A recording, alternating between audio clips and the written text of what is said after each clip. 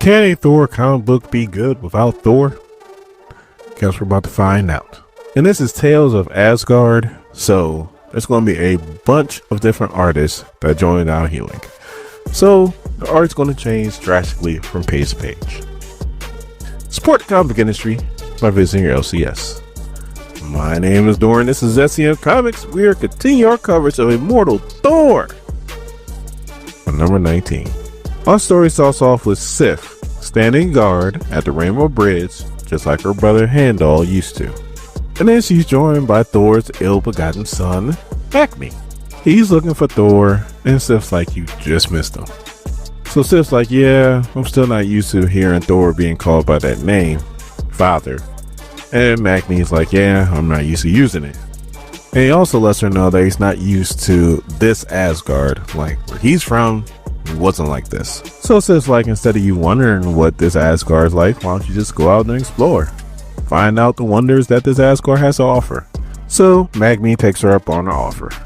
And then we cut the Enchantress, who is spying on Magme as usual. But she's doing something that she normally never does. She's having second thoughts. She's wondering if she did the right thing bringing back Magme and not her other son. And then there's a knock on the door.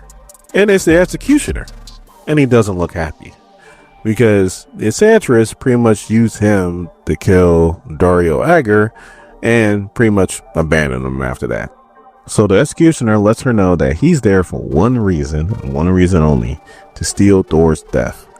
And Enchantress is like, but you're back, you get a second chance, you could have anything, everything. And then the Executioner is like, what's the use of having everything if I lose the one true thing that I had? And then he leaves. And these words weigh on the Enchantress. So then we cut to Magme, who's visiting Beta Ray Bill, and Bill is showing him the Twilight Sword, which he took from Surtur. Really want to read that story. Like, I want to know how all that went down. Let me know in the comments, does Beta Ray Bill have a solo series that he does this in, or does this happen off panel? Hey, Magme is excited because in his reality, Beta Ray Bill is like a legend. Like, he's done so many things. And visiting with Bill, this one has also done a whole lot of things, but the one thing he is, for some reason, is sad. Like, he even apologizes to Magme and it's like, I'm sorry, but I'm just not really good company right now. And then we cut to Bill visiting Sif. Now, these two had a thing going on a while back. He changes back to his normal self, and he's like, I'm lost. Like, I held the Twilight Sword, and I felt triumph for a time. I held Mjolnir, and I felt belonging for a time. If I held you, would I only feel only for a time? And then he walks away. Sif's like, I am not a weapon, Bill. And he goes, I am. Perhaps. That's all I am. So of course Sif is now sad. She feels alone. So she starts using her eyes to look beyond. Beyond the edge of the universe. Beyond of all creation. Beyond the far shore.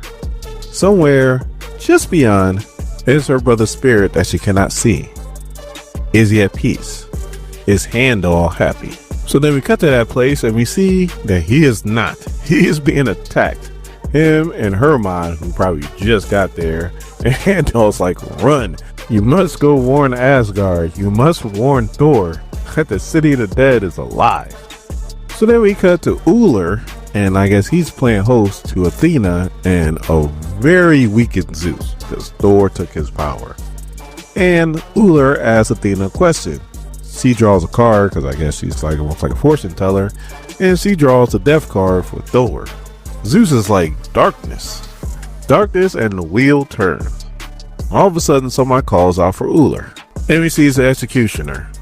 And Uller's like, what do you want? And he's like, I need you to remake my axe. I need my Executioner's weapon. And Uller's like, I'm not doing that for you. Go find a weapon on Earth.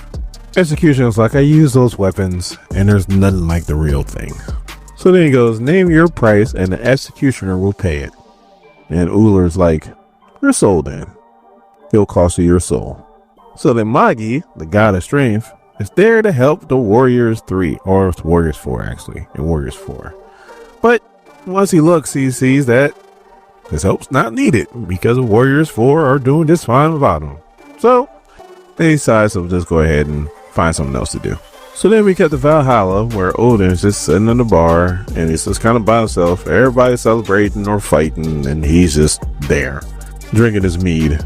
Someone's asking him why he's so down, and he's like, well, I am a ghost among ghosts. I am waiting for Ragnarok that's already came and gone. My son faces death, and I can't do anything to help him. And then his young boy comes up to Odin and is like, I hear somebody calling my name at the gate. So Odin's like, none who may enter. Leave it be, young Eric, let it go. The dead have no business with the living.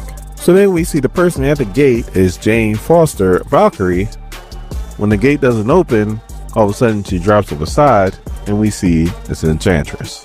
She's feeling bad because she had the opportunity to bring Eric back through Thor, but instead of doing that, she thought about herself and brought back Magni so that whenever Thor dies, because she knows that something's going to happen to Thor too, that her son can take the throne and she becomes the All Mother. And then we cut to Balder, who's sitting with Magni, and he's like, this is peaceful. Just enjoy the peace. There's nothing going on. Just let your mind wander and enjoy. And of course, Magni's like, this is nice, but I kind of want to get into something else. So he gets up, he says, thanks on the boulder, and then he walks away. And then we cut to Thor's great-grandfather, who is meeting with the Utgard Loki.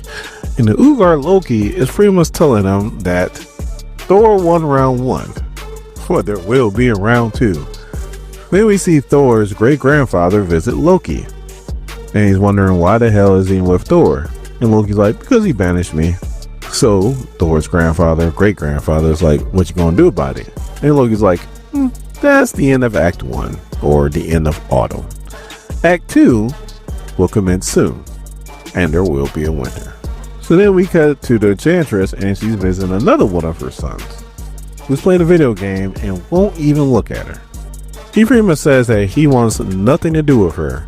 So she goes, but what if she changed? And he's like, it is way too late for you to change. So as he walks away, she goes, everything then. I guess this is her validation to feel like now she feels like she did the right thing. So then we cut back to Magi, and he's sitting there and he's looking at the Golden City. And he's visited by Blackjack O'Hare. Every time I see this character, only one thing jumps in my mind. When out of the chaos, who else could it be? But the animal adventurers from SPACE! Bucky! Captain Bucky O'Hare! Mutants and aliens and toads beware! And if you're an old head and a cartoon freak like me, then you remember Bucky. Anyway, last time I seen Blackjack O'Hare, it was in X-Men Red, and he was with the Prince of Power, who is very strong because I think he had like the Power Stone was inside of him, but he was also a dumbass. He was a dumbass. And as he's talking to Magi, he's like, you remind me of somebody. Are you stupid? And Magi's like, no, I'm not stupid. Anyway, their conversation ends with them shaking hands. So now we cut back to Uller, and he has forged the blood axe for the executioner. And then we cut to Sif, and she has a concerned look on her face because the wheel turns, but it's not turning to Midgard. No, it is turning to Asgard.